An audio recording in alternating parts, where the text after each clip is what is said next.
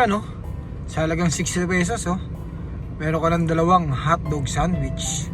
May kasama pang palamig, pineapple juice, pang paumay at pantanggal umay. Nagustuhan ko talaga dyan yung yung lettuce, pati yung cucumber. Yung hotdog kasi common eh. Lagi naman natin kinakain niya pag breakfast. Pero yung magkaroon pa ng lettuce tsaka ng cucumber, yun yung pinaka nagustuhan ko dyan. So paano? Tara, ito ang tirahin natin ngayon lunch. Yan o.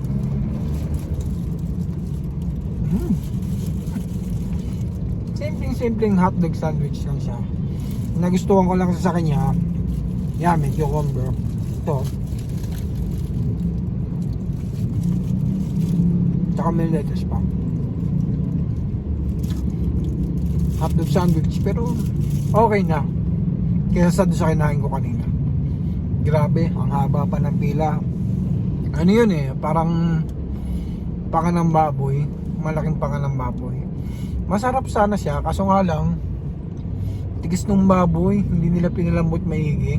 Siyempre pag matigas yung baboy, tas kakainin natin, pa ngayon medyo mabuto yung hindi nang umihiwalay sa buto. So mangyayari, kakagatin ko ng kakagatin yung baboy, hindi pwede. Medyo mahina na yung ipin natin, kaya hindi ko siya nakain hindi ko siya naubos, basta madaling sabi. So syempre pag di mo naubos, ngay gutom ka pa. Eh may nadaanan akong hotdog sandwich, tapos nakita ko yung ano niya, nilagyan ng gulay, nilagyan ng cucumber. Tingin ko mukhang masarap eh. Yung hotdog kasi ano lang yan eh, parang normal lang natin kinakain niya sa araw-araw. Hindi naman siya yung Hungarian na hotdog na kinakain natin eh. Ordinaryong hotdog lang din siya. Pero syempre sarap din siya kainin. Sa halagang 60 pesos, dalawang ano na siya, jumbo hotdog, plus meron na siyang kasamang tingin ko 16 ounce na ano to eh, na pineapple juice. Ito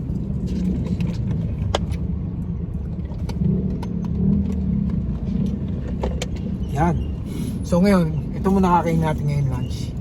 Kasi kanina, hindi ko naman sinabing nasayang, siguro hindi ko lang siya trip kainin.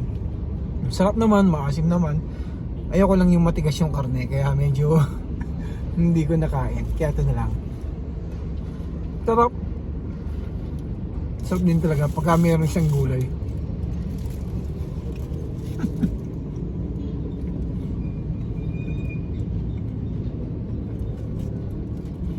Paano?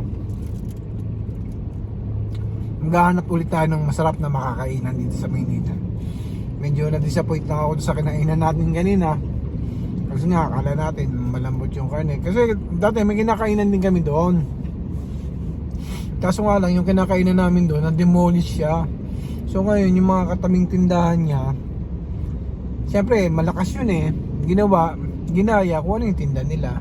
So ngayon, yun yung tinitinda nila ngayon.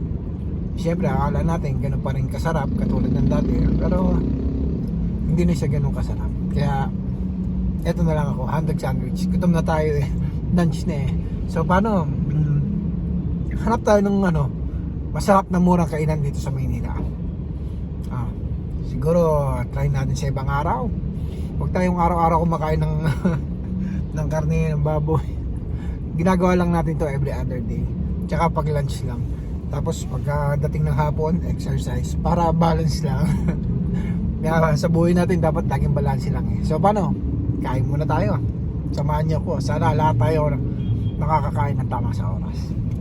Kain.